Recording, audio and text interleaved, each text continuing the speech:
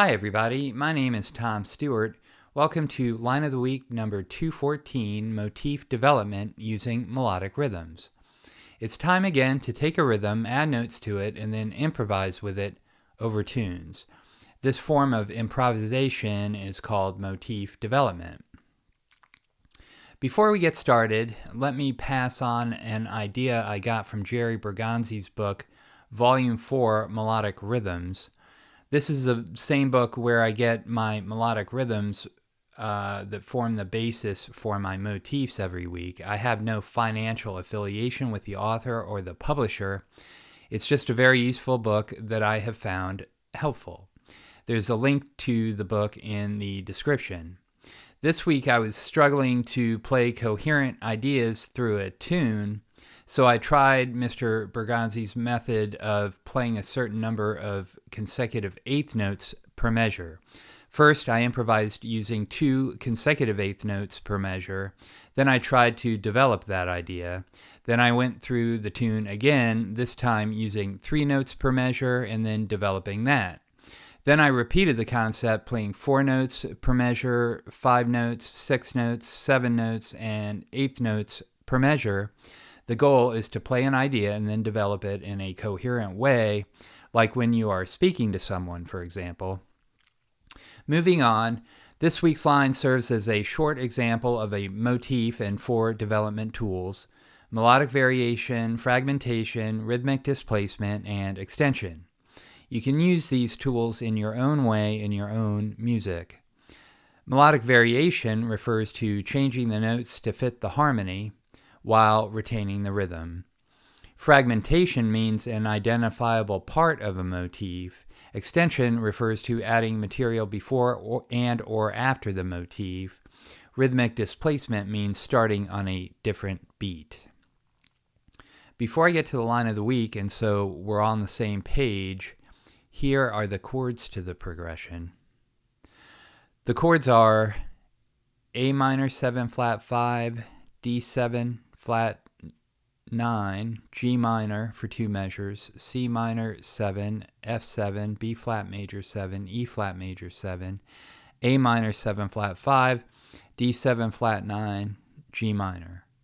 Here are the chord scales I'm using for this week's line. The chord scales are important because they contain chord tones and agreeable tensions. I use the notes from this chord sound to form shapes on the fretboard. I go from shape to shape, often resolving tension by half step at or near the point of chord change. You can use any vocabulary you prefer. You could use chord tones, guide tones, chord scales, or a combination. The chord scales are C melodic minor, E flat melodic minor, G melodic minor for 2 measures, B flat major, G flat melodic minor, F pentatonic, B flat major, C melodic minor, E flat melodic minor, G melodic minor. Here's the melodic rhythm I'm using this week. You can try it in your own music regardless of style.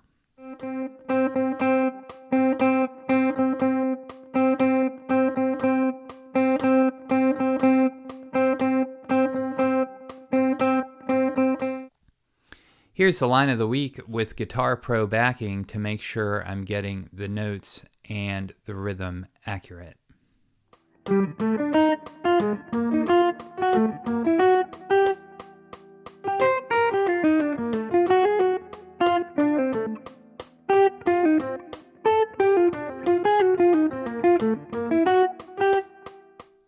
Let's look specifically at the line of the week.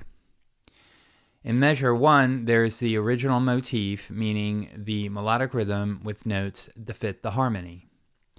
In measure 2, there's a melodic variation of the original motif.